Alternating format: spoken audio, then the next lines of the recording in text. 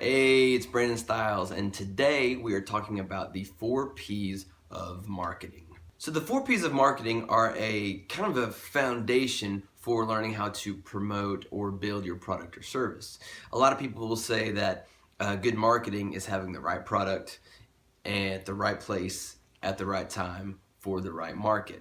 And so, how do you get all those factors together? Well, the first thing is to pick out your target market. So, you actually don't start with your product, you look at your target market and say, what can I create for this group of people that can help them and make their lives better? So the concept of the 4 P's of marketing is actually based off of Neil Borden's concept of marketing mix, which is, like we've talked about, how to grow a product or service. Now, on their own, the 4 P's of marketing would crumble. So you have to have all four in order to successfully grow your product or service. So let's dive into what those 4 P's are and how they help you. Number one, 4 P's of marketing. The first P is for product. So after you get your target market and you come up with something that is going to help them make their lives better, make their lives easier, your first thing to create is a product. Now, when you create your product, the 4 P's are also about differentiation. How can you make this product different than what came before it? So you can't just come up with an iPod and put out another iPod because it's already been invented. How will your new music player differentiate itself between all of the other music players out there? There are lots of ways to differentiate a product. There are also lots of examples of products. So don't just think a tangible physical good. Products can be things like goods, services, experiences, events, people, places, properties, organizations, things like that. There are also lots of ways to differentiate your product. So you can differentiate it in terms of form, in terms of quality, in terms of size, warranty, design, maintenance, packaging, return process.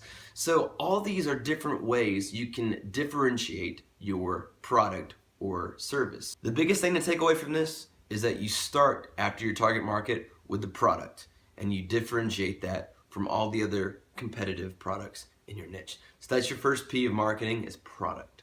P2 is your price. Now your price is going to be the easiest to change based on market forces. So you can change your price if you need to every single day. I wouldn't recommend that, but you could do that.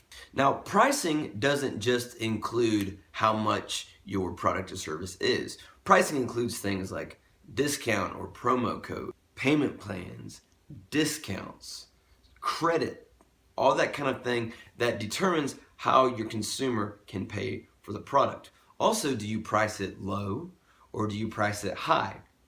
A lot of that's going to be based on who your target market is. So one of my favorite channels on YouTube is The Future. And The Future is run by Chris Do, who owns an agency out in LA that does branding and logos and things like that. And they can charge $30,000 or more for a logo, but it's because of how they've positioned themselves and how they've priced themselves. So they're not looking for bottom dwellers because they started off looking at their target market and saying, hey, we want to cater towards these high-end clients. Now, they've been around 20 years and they've built their reputation, their referrals, and their network. So they can charge higher prices, but it all amounts to where you see your product or service. Is it high-end or low-end? Some people want to say, well, we're just going to cater to high-end, but it might be easier for you to go based on volume. So you can charge lower, but you make it up on the volume end. So that's your second P of marketing, is pricing. Third P of marketing is promotion. So you've got your market, all right, and then you've got your product, and then you've got your pricing. And now you have to figure out a way to promote it. So promotions are things like advertising, PR, personal selling, email marketing. Any kind of marketing is what we think of as traditional marketing, which is promoting this product that you've created. It could be things like direct marketing, personal selling, digital marketing, advertising. All those kind of things are promoting it. So you have to come up with the best strategy for promoting this product that you've already priced. All right, so that's your third P of marketing. Your fourth and final P of marketing is place. So where do your clients or customers find your product? Where can they buy it? Where can they see it? Where can they learn about it? Let's take all these P's I'm gonna put them into an example. Let's say you had a massage parlor, okay? So that is going to be your product. Now you have to think of how you differentiate that massage parlor. So you can't just say, you probably don't want to start off by saying we're the cheapest massage parlor in town. You can, but I don't recommend basing your product or service off of the cheapest. How can you differentiate yourself? Maybe you are the massage parlor that can see you day of, or maybe you're the most expensive one, or maybe you have a really cool waiting room where you can get maybe a pedicure or a manicure, or they bring out hot towels while you wait, or maybe you can get a totally customized experience. So what is your differentiating product in that massage parlor? Well, next let's talk about your pricing for the massages. So do you have a package where it's a spa day where you charge maybe $400? Or are you maybe on the lower end where it's just $15 and it's just a quick maybe touch-up massage? Or do you have monthly recurring packages where, say, for $300 someone can come in as many times as they want per month and get a deep tissue massage? Or maybe do you have gift cards where people can pre-purchase them and give them to friends at a discounted rate? What is your pricing structure for your massage parlor? Now let's talk about promotion. So you've got your massage parlor and you've got how it differentiates itself from the rest that are around you. You've got your pricing structure set up. How do you promote it? Well, do you take out ads in a newspaper? If you're kind of a higher end parlor, maybe you can find the higher end boutique magazines that people in your area are reading and advertise there.